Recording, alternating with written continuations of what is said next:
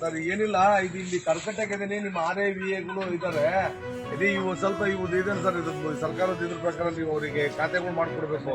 ಆಡಿ ಅಟ್ಟಿ ಅದೇ ಕಂದಾಯ ಉಪಕ್ರಮ. ಹ್ಞೂ ಸರ್. ಈಗ ಇಲ್ಲಿ ಒಂಚೂರು ಸಣ್ಣ ಪ್ರಾಬ್ಲಮ್ ಇದೆ ಸರ್. ತಾವು ಬಂದ್ರೆ ಒಂದು 10 ನಿಮಿಷ ಬಂದು ಹೋಗ್ಬಿಡ್ತೀರಿ. ಕರ್ಕಟ್ಟಾಗಿದೆ, ನಾನು ಇದ್ದೀನಿ ಇಲ್ಲೇ ಸ್ಪಾಟ್. ಅದೇ ಇವರು ಕೆಲವು ಶೆಡ್ ಅದಾವೆ, ಕೆಲವು ಬಿದ್ದೋಗಿದಾವೆ. ಆ ಬಿದ್ದೋಗಿರೋ ಮನೆಗೆ ನಾವು ಕೊಡಲ್ಲ ಅಂತಾರೆ, ಶೆಡ್ಗಳಿಗೂ ಕೊಡಲ್ಲ, ನಾವು ಮಾಡ್ಕೊಡಲ್ಲ ಅಂತಾರೆ.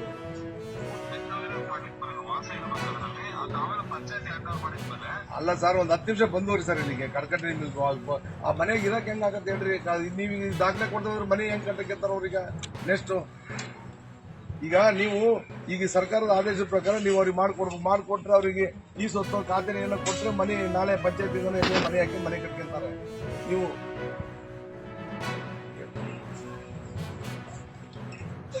ಏನ್ ಹೇಳಿದ್ರೆ ಗೊತ್ತಾಯಿದೆ, ಕ್ಲಿಯರ್ಗೆ ಕಾನೂನೇ ಮಾಡ್ತೀರಿ ಅಂತ ಹೇಳಿ. ಕಾರ್ಮಿಕರು ವಾಸಿಸುವ ಮನೆ, ಅದು ಏನು ಕೃಷಿ ಕಾರ್ಮಿಕರು ವಾಸಿಸುವ ಮನೆ ಮತ್ತು ಜೊತೆಗೆ ಹೊಂದಿಕೊಂಡ ಭೂಮಿ ಮಾಲೀಕರನ್ನಾಗಿ ನೋಂದಾಯಿಸಲು ಅಗತ್ಯ ಕ್ರಮವನ್ನು ಕೈಗೊಳ್ಳತಕ್ಕಂಥದ್ದನ್ನೇ ಹೇಳಿದ್ದಾರೆ.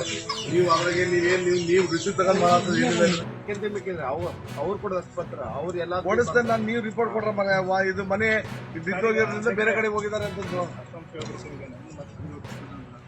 ಏನು ಬರೀತಾರೆ ಅದ್ರ ಬಗ್ಗೆ ನೋಡಿಸ್ಕೊಂಡು ವಾಸ್ತವ ಬರಗ ಕೂಡ ನೋಡಿ.